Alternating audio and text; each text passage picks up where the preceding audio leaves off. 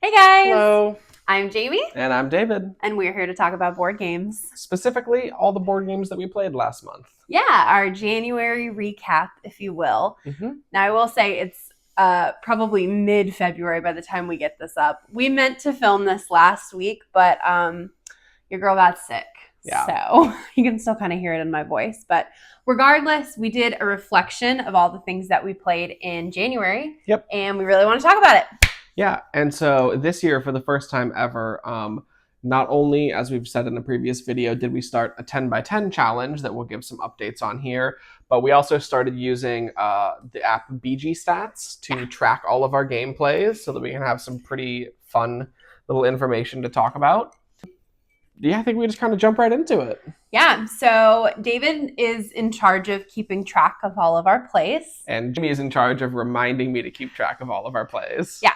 So, how many games did we play last month? So, in January, we had 32 plays of 23 different games, 16 of which were new to us.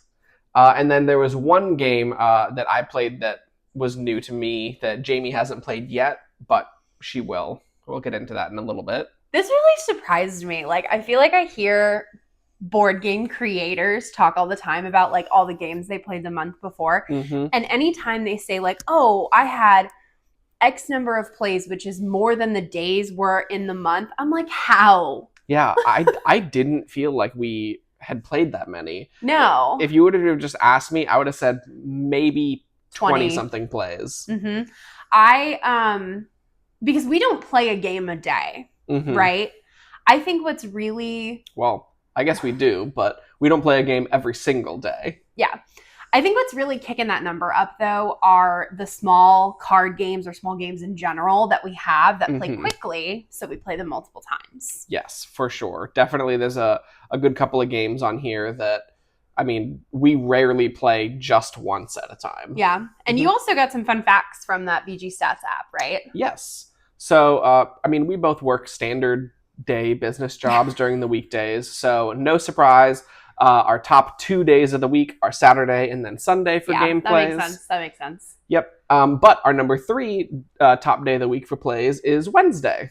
Yes. So, okay, that makes sense. I'm trying to think about why, and I think it's because we have our week kind of standard, and then things will get sprinkled in if we make plans with people. But for sure, Monday is always the first day we work because we work, like David said, standard Monday through Friday. So by the time we're done, we're like, done. Today is a rot day. Today is a video game day. Today is please don't talk to me day. Tuesday, we have plans. We have a standing trivia with some friends of mine. Yep. Shout out to Kyle if you're watching this. I know you are. And Wednesday is a day when we don't tend to make plans because we had just done stuff with people. Yeah, like we just did stuff the day before. You know, Tuesday night, because of the trivia, we usually aren't able to like do house chores or anything. Yeah. So we try to keep Wednesdays open. So it makes sense that that's a good day that we would get some playing in, right? I might have guessed Thursday, to be honest, but I'll be intrigued to see if that keeps moving. Yeah, like see if that's kind of consistent with us or if it varies around a little bit. Yeah. For sure, I think almost no chance would it ever be Monday or Tuesday, but I think Wednesday, Thursday, and Friday could all put up a bit of a fight depending on our moods. Yeah. So then what was our top day? Our top day was, contrary to Saturday being the top day of the week, our top day was actually on a Sunday. We had 7 plays of games. And that, I think, was largely due to another video of ours that you might have seen. We took a cue from our friend Kervin and did a board game morning, although it was kind of mid-afternoon at a local board game / comic / coffee shop. And so we played a couple of games there. They do rentals that you can try, and then we just ended up playing quite a few that night. It was, I mean, it was several smaller, quicker games. Yeah. Yeah, we're not heavy game people, like we've said in previous videos. So, like, we can get in a few games.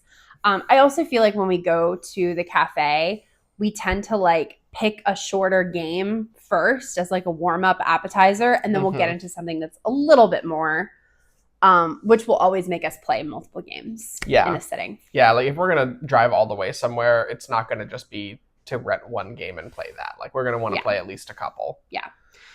So it looks like our top 3 games Mhm. were no surprise whatsoever. Scout. Yeah, super quick, Card game. very portable. We Mhm. bring it with us all the time, and it's so easy and quick to teach people. Yeah. I know several of those plays were with friends who had tried it just for the first Mhm. time. Yeah. Mhm. And then Avatar. Yep.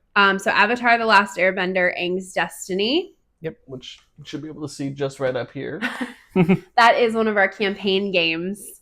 And actually would have made it onto our 10 by 10 challenge, Mhm. but that campaign only has 7 boxes or 7 episodes. Yeah, So like we didn't want to play through it and then be like, yeah. what do we do? Play through the 3 again. Now, sometimes you fail and you have to do something again, which we have already done. Yep. That But- game really, really spikes up the difficulty on you with that third play, for Yeah. sure.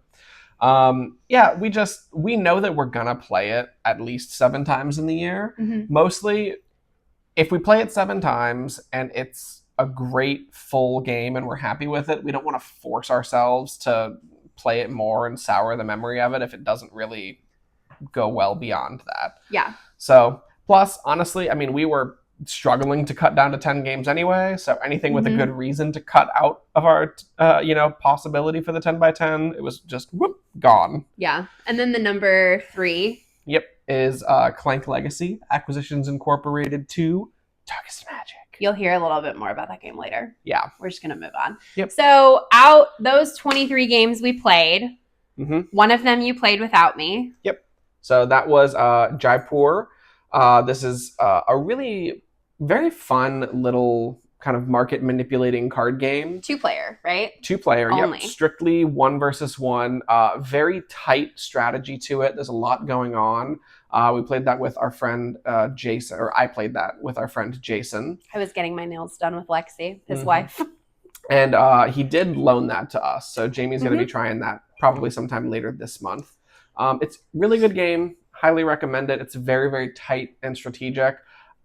Take or leave the theme, honestly. It's one of those games where, it has a theme. You're doing this sort of like Arab marketplace thing. It's a cool theme.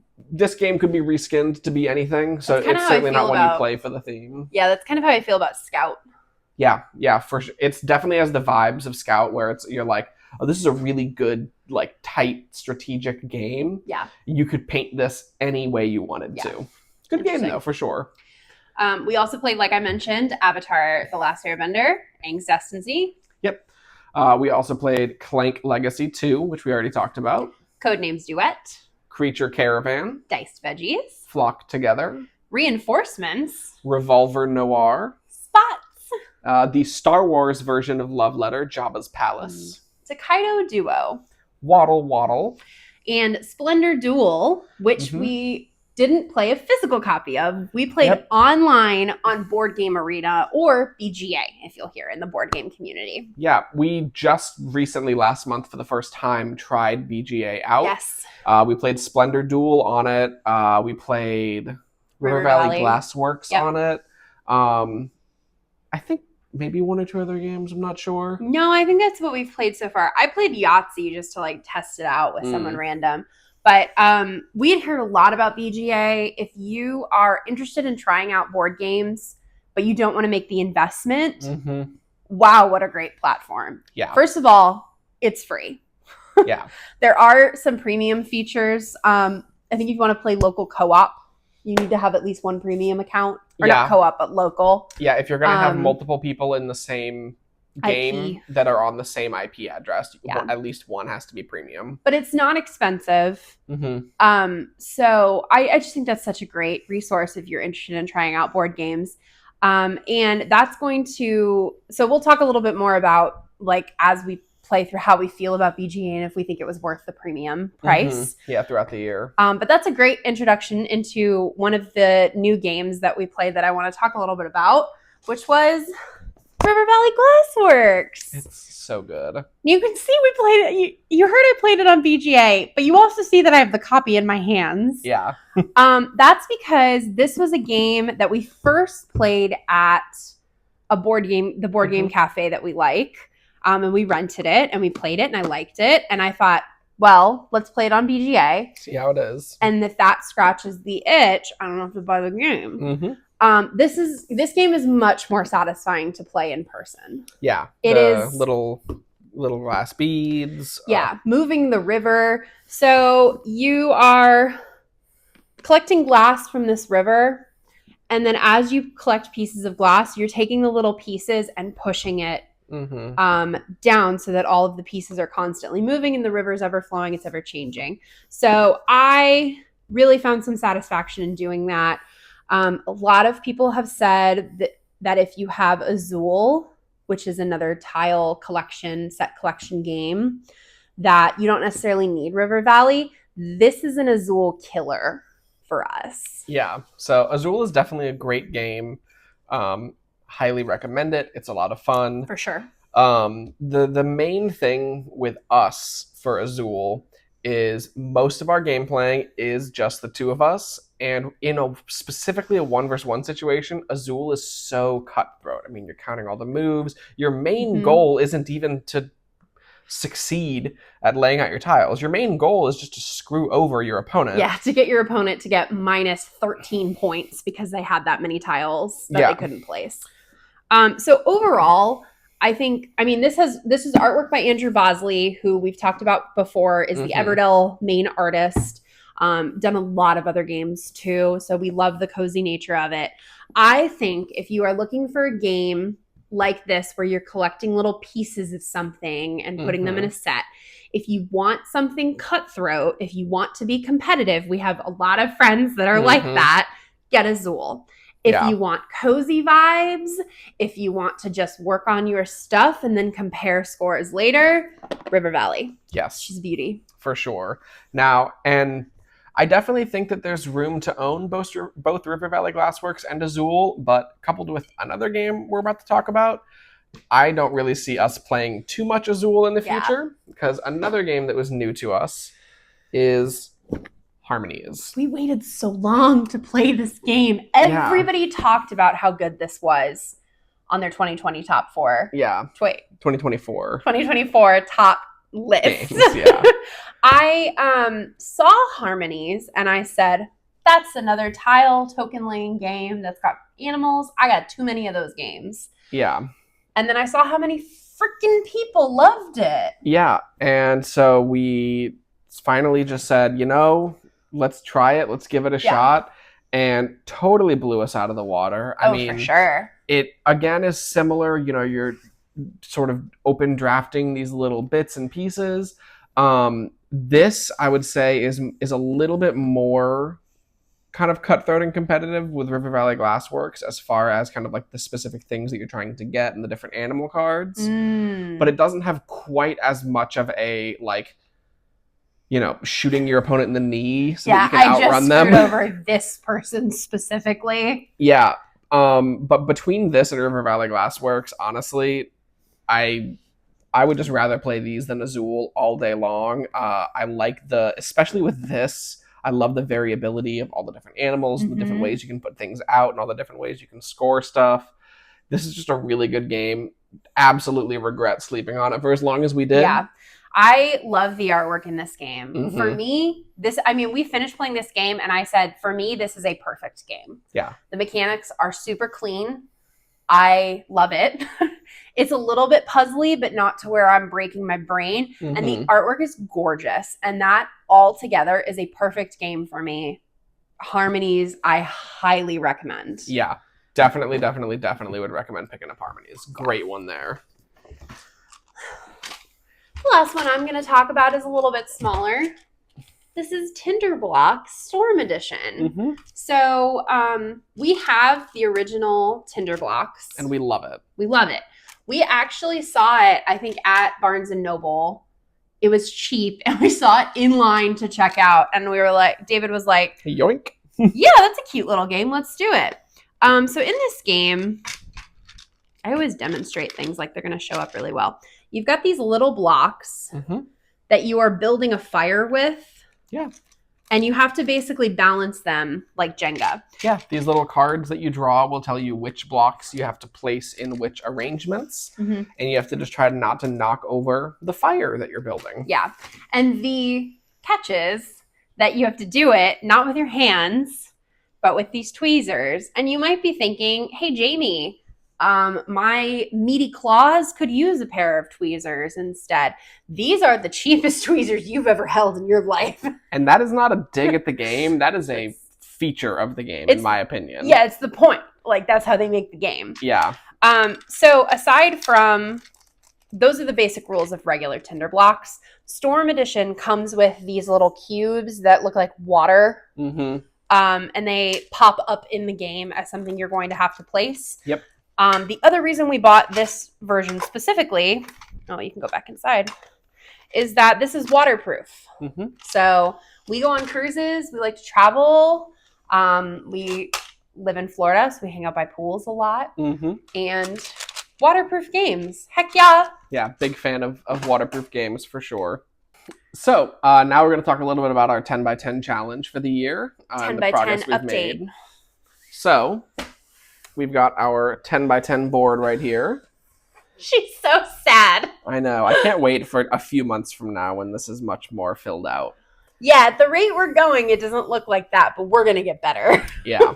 So currently we've gotten 2 plays of Clank Legacy, Mm-hmm. 1 Creature Caravan, 1 Flock Together, 1 Life in Reterra, and 1 Sky Team. Yep. So it's only 6 plays of that, of 10 by 10 challenge games for the month.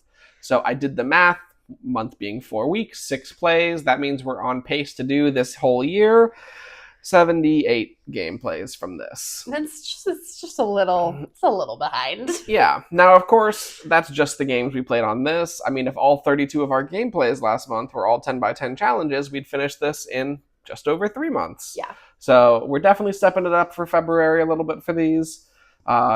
Feel super confident that we're going to be able to finish it. Yeah, we've already added more to this board. I mean, this video is posting mid-February, so if we hadn't, it wouldn't be great. And we're already just adding more and more to it. So hopefully you'll see a better update in February, but that's the 10 by 10 update. Yep. And last but not least, I think we want to talk about our all-star pick of the month. So David has one and I have one. And I think I'm going to start. Yeah, and just kind of like for what we mean by all-star pick, it doesn't have to be a new game. It doesn't have to be an old game. It doesn't even have to be the best game of the month. This is just top of the head, what stood out to us. Yeah, what stood out. If you're like January board games, your favorite or, memorable games, like what's the first thing you think of? Mine has to be Clank Legacy. It has to. I mean, it's Clank Legacy 2 Acquisitions Incorporated. It's a full complicated title. It is so freaking good. Yeah. I look forward to playing this game every single weekend. We have to play it on the weekends. It takes so long to play. Because it takes 2 to 3 hours to play, which if you watched any of our previous videos, I am quoted saying, if a game takes longer than 2 hours, I don't want it.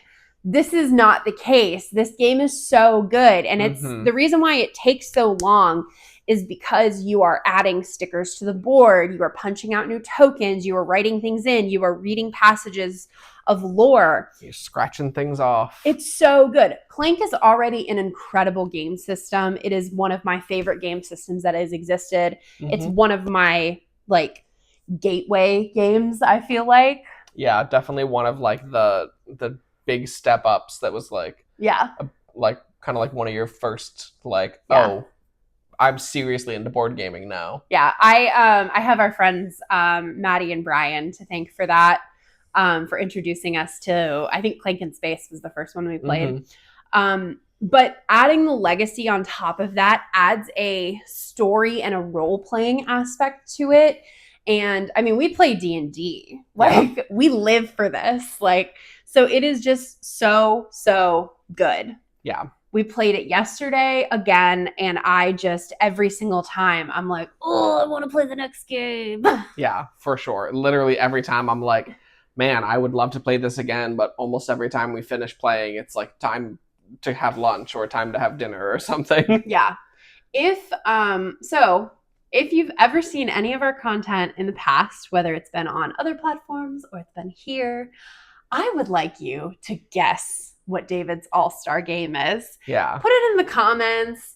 Say it to yourself. I don't really need to know, but I bet you probably could guess Yeah. the name of the game that he would shout from the rooftops. Yeah. It's Life in Reterra. This game is so good. I love it so much. I will never stop singing its praises.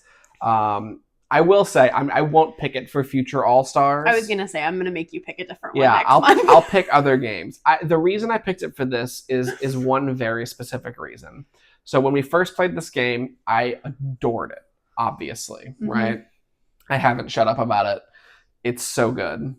And there was always a little piece of me, though, that was kind of worried, like, man, what if we sit down, we play it again, and I think, ooh, maybe it's not actually that good. Maybe I don't really like it. A little intrusive thought. Yeah, that little anxiety monster. Nope, so much better the second time even. It is a fucking banger of a game. Really love it. So excited to play it more. Super excited to have it on our 10x10 challenge. Yeah. So glad we ended up picking it up. It is a banger of a game. I'm so excited that it really is as good as I think that it is. And I'm still never going to shut up about it. Everybody should play Life in Reterra. It's amazing. And last but not least, we are going to talk about what we are excited for going into February. So actually, this is stuff that we really haven't done yet this month. So hopefully by the end of the month, we do these things. So aside from playing more Clank Legacy, I am very excited because we picked up Monkey Palace, which is a game by Lego. Yeah, looks really interesting. Yeah, and I've heard nothing but good things about it. You are taking cards, you're building a little palace together, but it's competitive. Yeah. So I'm just really excited because I am someone that would probably enjoy Lego as a hobby, but I've on purpose not jumped into that because I know it's expensive. Yeah, good call for that. And then for me, something that should be easy to guess because we just talked about it in a previous video that we just recently picked up is Lord of the Rings Fellowship of the Ring trick-taking game. I love trick-taking games. They're a ton of fun. There's such a unique type of strategy of trying to guess and signal what you may have and try to logically deduce kind of, you know, what's going on in the other player's hands, especially like this where it's a cooperative trick-taking game. So very excited to check that one out. Yeah, that was your number 2 on your most anticipated for 2025. Yeah. I really like the artwork that I've seen. I think that's really pretty. And like, I'm not the biggest Lord of the Rings fan, but I know the story. So that's good. Yeah, definitely super excited to try both of those. For sure. So that is our recap for January. Like I said at the beginning of this video, we are going to continue doing these on a month-by-month basis and talk about some things we played because we don't get to necessarily talk about every game that's new to us or what we played or things like that. So these are just nice little check-ins. Yeah, it's definitely been a very, very good time.